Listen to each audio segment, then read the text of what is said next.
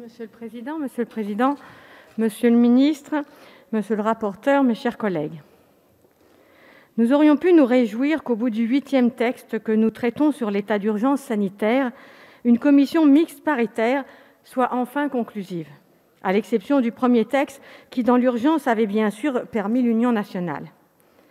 Malheureusement, le texte proposé par la CMP ne nous convient toujours pas. Tout d'abord, il envoie un mauvais message à nos concitoyens. Sortir de l'état d'urgence sanitaire avant l'été entraînera forcément un relâchement des comportements et donc un risque évident de circulation du virus. Sur ce point, notre groupe a interrogé le Premier ministre sur les conditions de la vaccination durant la période estivale et nous n'avons pas obtenu de réponse satisfaisante, à l'exception de l'ouverture sans condition aux majeurs qui a été avancée, comme l'avait demandé notre groupe lors de la QAG du 18 mai. Ainsi, le régime mis en place prête à confusion. Il n'est ni l'état d'urgence, ni le droit commun. Sans que cela ne soit véritablement assumé, le Premier ministre conserve l'essentiel de ses prérogatives. Alors pourquoi s'obstiner dans ce régime hybride qui crée plus de problèmes qu'il n'en résout ? Heureusement, après avoir été mis en minorité par votre propre majorité, ce régime ne subsistera que jusqu'au 30 septembre 2021. Sur ce point, nous nous félicitons car le Parlement ait enfin pu imposer son choix à un gouvernement trop souvent sourd aux demandes de la représentation nationale. Sur les mesures en elles-mêmes, je ne reviendrai pas sur chacune d'elles, elles sont malheureusement identiques aux 8 autres textes.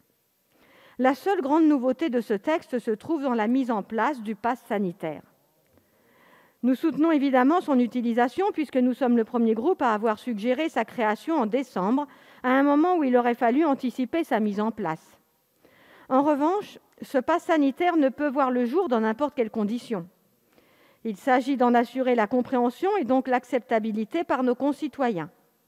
En ce sens, nous avions proposé d'inscrire clairement dans la loi qu'il ne pourra être mis en place que lorsque tous nos concitoyens pourront avoir accès à la vaccination. De même, nous avons suggéré de mieux définir les lieux et événements pour lesquels ce pass pourrait être demandé. Nos amendements ont tous été rejetés au bénéfice de la voie réglementaire.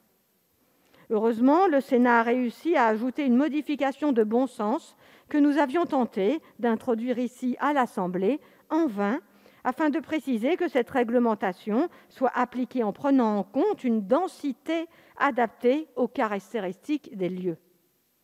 In fine, la version du projet de loi que nous devons voter aujourd'hui conserve le visage de celui déposé sur le bureau de l'Assemblée nationale. Le visage d'un gouvernement habitué au pouvoir exceptionnel, habitué à tout tenter pour se passer du Parlement.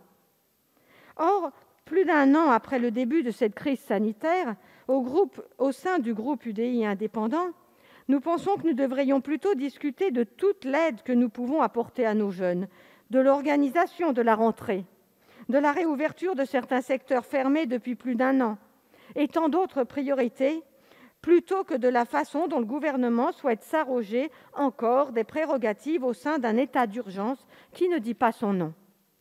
Nos concitoyens font preuve d'une extraordinaire résilience. La moindre des choses serait de leur apporter un peu de clarté, de visibilité pour les mois à venir. La gestion de la crise sanitaire ne peut se résumer à des mesures coercitives et à des listes sans fin d'ordonnances.